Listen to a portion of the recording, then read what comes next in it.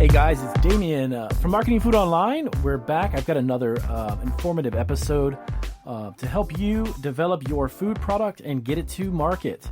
So this specific episode, I'm actually going to go over and explain what a food distributor is and whether or not they're actually going to be beneficial for you to take advantage of if you are just starting out. What exactly is a food distributor and what they can do for you. So let's get started and get the podcast underway.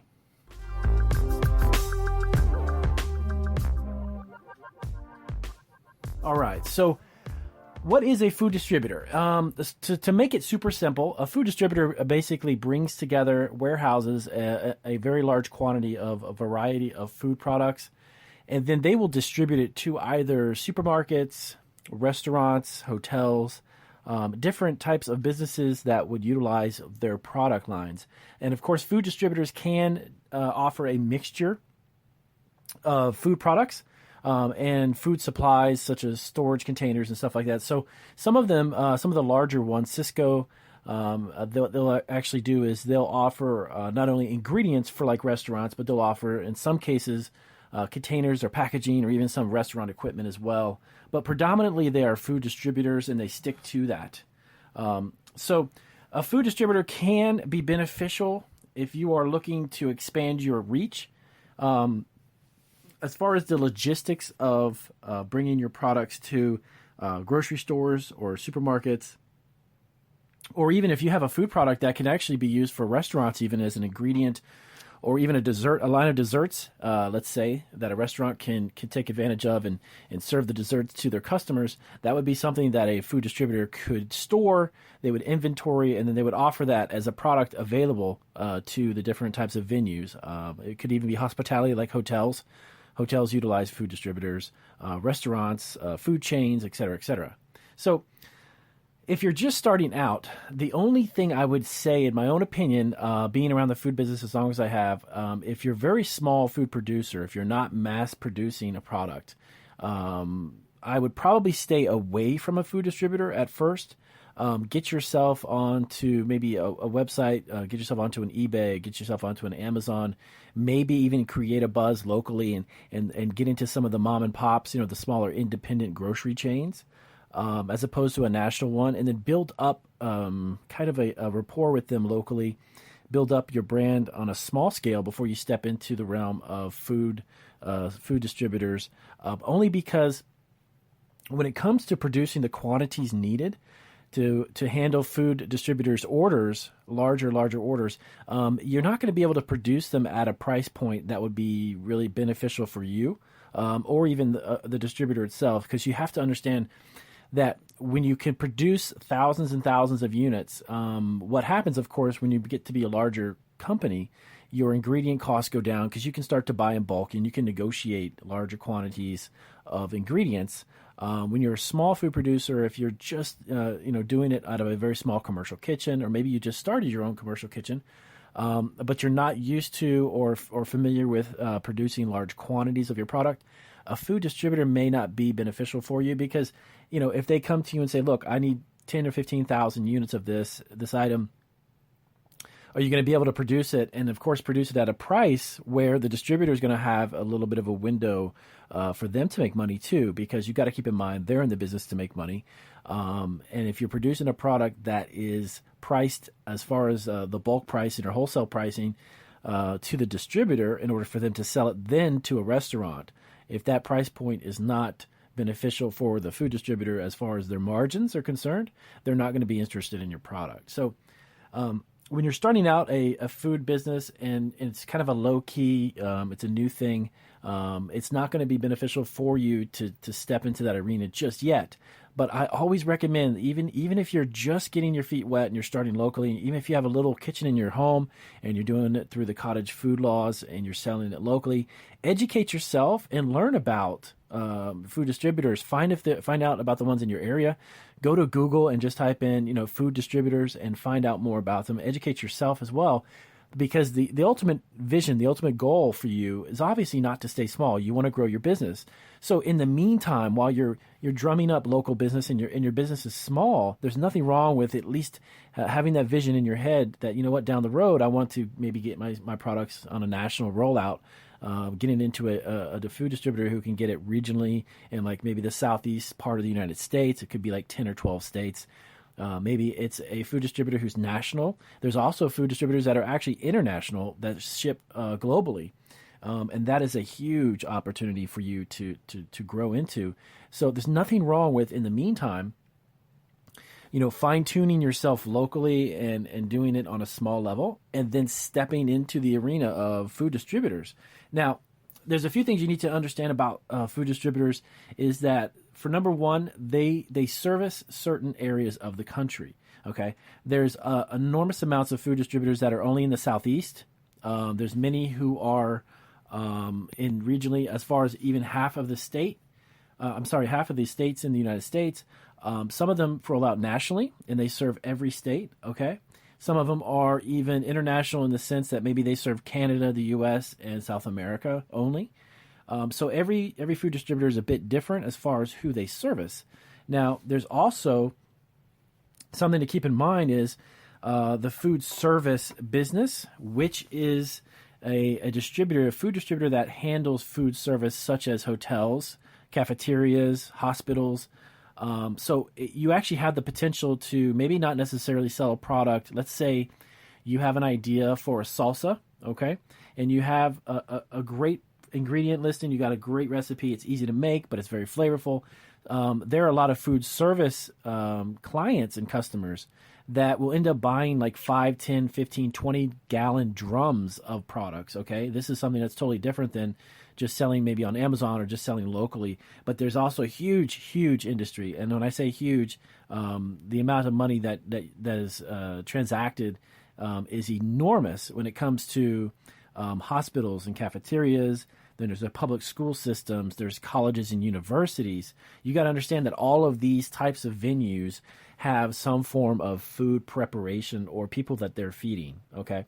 So even if you come down with a concept or an idea for a season mix, a blend of seasonings that can be used on a large mass scale, that's another type of business that you can potentially get into. So on this podcast, I want to open everyone's eyes to the variety and the different types of industries that are out there for food products. It's not just the idea of, hey, you know what, I make a great cookie and I sell them directly on eBay to a customer. That's great, but there's a lot of other ways. There's even convenience stores.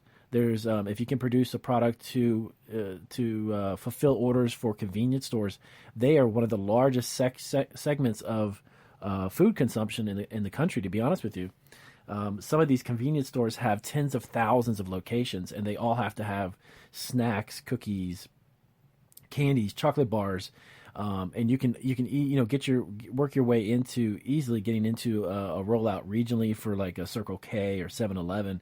So just keep in mind that there's a lot of different ways that you can create a food product and market it towards whatever industry you could come up with, and there's just enormous amounts of opportunity out there. Grocery stores, selling it on your own, local mom and pop grocery stores, which are just maybe 5 or 6 stores that are run by a family. Or there's a national rollout. You can go, I don't know if a lot of people know this, but if you're familiar with Kroger supermarkets, they actually have, I think it's 35 or 40 different brand of supermarkets that fall under the umbrella of the Kroger company, which means that there are enormous amounts of grocery stores that Kroger owns that are actually under different names. I'm not sure if you're aware of that, but there's just so much opportunity out there for food products. So don't limit your idea or your vision. Don't limit it to just being local, but it's a great place to start, okay? So another aspect of the food distributor, okay? So how do I price my product to sell to a food distributor? And then in turn, they're going to take that and of course, sell that to another end user. Like I said before, it could be a restaurant or it could be a hospital of some kind. So you got to understand that your pricing is much different when you deal with a distributor, okay? So let me give you some examples. When you open an e-commerce store and you're online, okay? And let's say you're on eBay and you're selling a product, and it's a nut mix that you've got, some type of nut mix, and you're selling it by the pound, and you sell it individually to a customer. They order it, then you fill the order, and then you get paid through PayPal or what have you. Okay, now that is probably the highest margin you're going to make when you're dealing with selling a food product. When you can minimize the amount of people that stand between you and your customer, you're going to make more money. Okay, that's kind of a common sense thing. A lot of people may not realize that, but it's kind of just a common sense thing. The more people you have between you and your customer, the less you're going to make. If you can minimize that as much as possible, you're going to have a larger profit margin. Okay, it's just that's how it is. Now, when you sell on an eBay platform, okay, or you're on a Amazon or Etsy or whatever it may be, of course, they are going to take a cut of that transaction, okay? It's kind of minimal. Of course, eBay, it's a percentage, and it varies, and it's if you do a buy it now price, it's a set price and not an auction price. There's a handful of factors that come into play, but at the end of the day, it's a pretty reasonable amount of profit you're going to make, and you're leveraging a website that has built-in clientele, has built-in customers. Real quick example, if you're on eBay and you sell a product, and you're brand new to eBay, and you post a product up, you optimize it, and you sell it. You've got millions of customers who shop on eBay already. Okay, if you're selling it locally, if you're starting locally, and you're going to the farmer's market on a good day, you may have an interaction of a couple hundred people, maybe a couple thousand if you're lucky.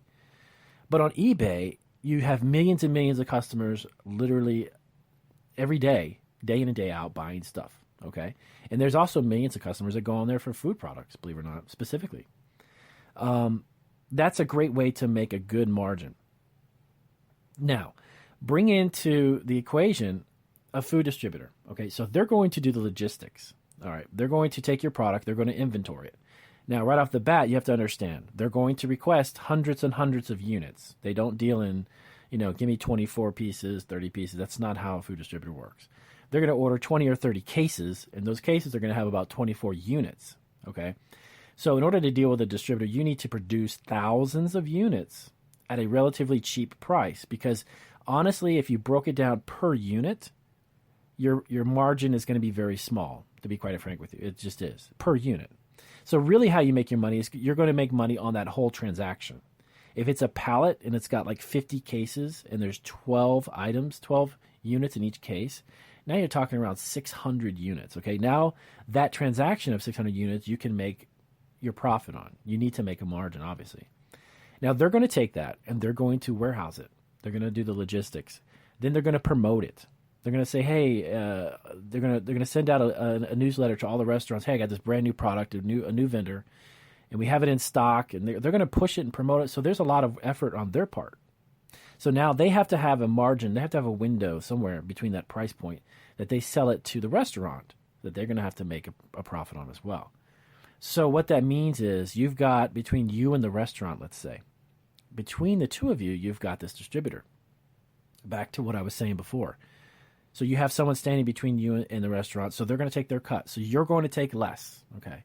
Now, there's a good side and a bad side to it. Now, obviously, the kind of bad side, I guess you want to say, is that the margin per unit overall is going to be less than it would be if you sold it directly to a customer, just you and the customer, okay? But the good side is, like, let's say those 600 units of mixed nuts actually just went to a grocery store. Now you have 600 potential customers who could who could buy each bag of your snack, right? Or your food product, whatever it is.